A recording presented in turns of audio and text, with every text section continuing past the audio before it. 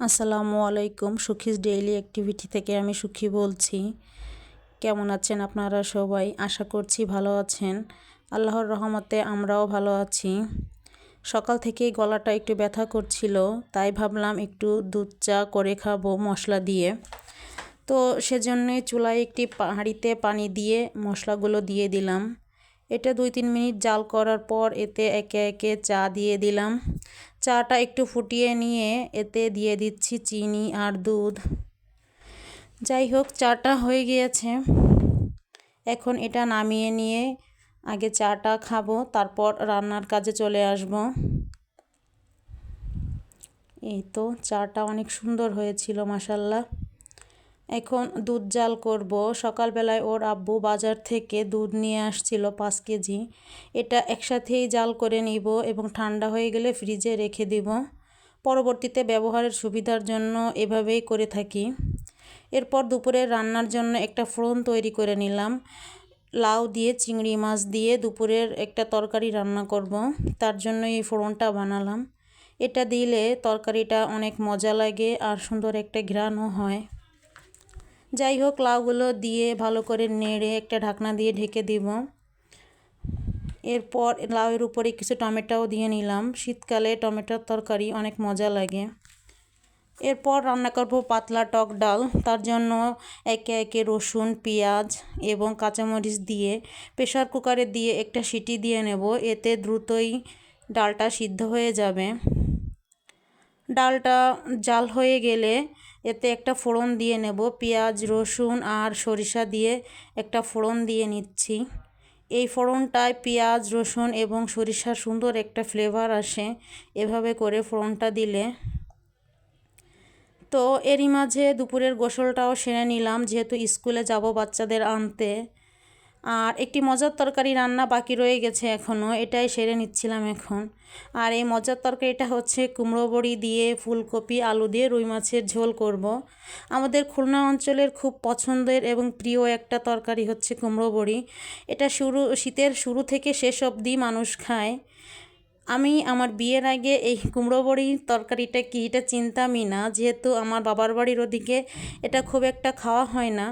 আমি আমার শ্বশুরবাড়িতে এসেই কুমড়ো বড়ির তরকারিটা ফার্স্ট দেখি এবং খাই। তো আস্তে আস্তে আমার কাছেও এটা খুব প্রিয় একটা তরকারি হয়ে গিয়েছে। আমার বাচ্চারাও এটা খুব পছন্দ করে, আমার হাজব্যান্ডও অনেক বেশি পছন্দ করে। এর জন্য শীতের শুরু থেকে শেষ পর্যন্ত আমাদের ঘরে সপ্তাহে 1 থেকে 2 দিন কুমড়ো বড়ির তরকারিটা করা হয়। দেখতেই পাচ্ছেন এখানে অনেকগুলো মশলা দিয়ে নিলাম। কুমড়ো বড়ির তরকারিতে একটু মশলার পরিমাণটা বেশি লাগে। যাই হোক, এবার মশলাগুলো সুন্দর করে একে একে কষিয়ে এর মধ্যেও ফুলকপি দিয়ে আলু দিয়ে সিদ্ধ করে নেব।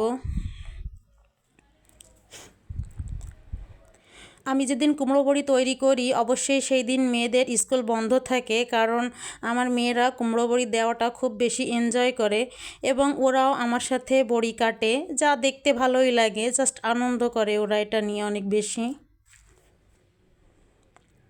এই তো কুমড়ো বড়িটাও হয়ে যাচ্ছে। কুমড়ো বড়ির তরকারিটা হয়ে গেলে আমি ওদের দুপুরের খাবার দিয়ে দেব।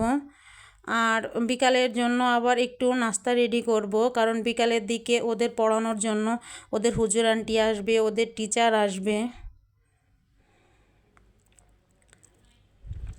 কুমড়ো বড়ির তরকারিটা নামানোর আগে এতে একটু জিরার গুঁড়ো দিয়ে দেব, এতে ফ্লেভারটাও খুব ভালো আসে। আপনারা খেয়ে দেখবেন একদিন, সত্যিই অনেক মজা হয় কুমড়ো বড়ির তরকারি এভাবে রান্না করে খেলে। আমার কাছে তো অনেক ভালো লাগে। যাই হোক, আমি আমার অনুভূতিটা বললাম আপনাদের, খেয়ে দেখবেন একদিন এভাবে করে।